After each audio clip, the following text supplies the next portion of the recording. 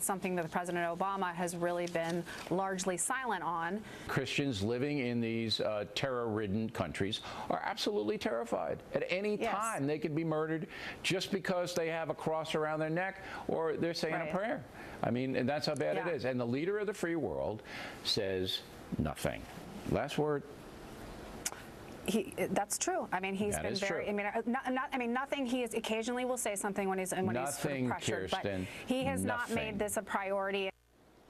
What will it take for our president to speak out on this atrocity? Joining me now from Asheville, North Carolina, Reverend Franklin Graham. Reverend, thank you for joining us. Why is President Obama so silent on all the atrocities going on against Christians around the world? You know, I can't answer that question.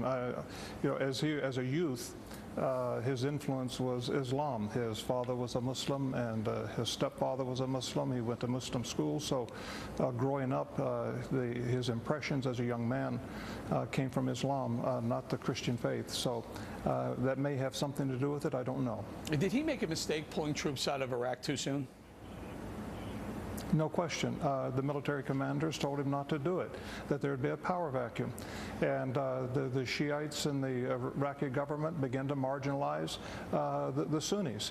And as a result, we now have ISIS. And ISIS was formed to combat the Iranian threat, or what they saw as the Shia threat. And America stepped out of it. And now we have a mess on our hands, and the president and his policies are responsible for this. And the sad thing is the Christians and the minorities, the Yazidis and people like that throughout the country have been butchered.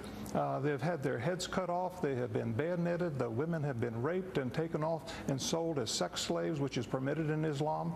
And the West, the president, has been doing virtually nothing. And I appreciate the airstrikes, but it's almost too little, too late. And I'm afraid, the United States is going to have to put troops back into Iraq, which I would hate to see. But that may be the only way to defeat ISIS, because I don't think the airstrikes are enough. ISIS is growing. It's not backing up, but it's growing. Reverend, can you weigh in on President Obama's comments at the National Prayer Breakfast, and then again backing him up, doubling down at the Easter comments that he made at Easter time? I mean, why would he be calling out Christians in history at those very important holy times for Christians? I don't understand where he's coming from, who's advising him, where he's getting his facts and his information. The Christians in the Middle East are being persecuted, and they're being slaughtered, and it's happening on his watch. And my question to the president and his administration: what are you going to do? Are you going to wait before it's too late and then just say, well, we didn't know? You do know.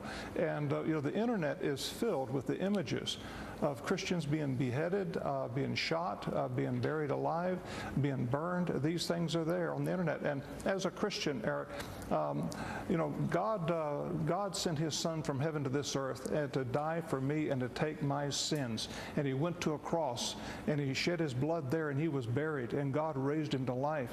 God will forgive anyone of their sins if they're willing to put their faith and trust in his son, Jesus Christ. And as a Christian, I want to follow Christ, and I want to emulate Christ, and I want to do good to all men. Islam, the God of Islam requires you to die for him. My God, the God that I worship, he died for me, and he's willing to save me and forgive me if I put my faith and trust in his son. But Islam, the Muslims want to emulate their prophet Muhammad. Muhammad raped, he murdered, he killed, and so we're seeing the followers of Islam emulate the prophet Muhammad.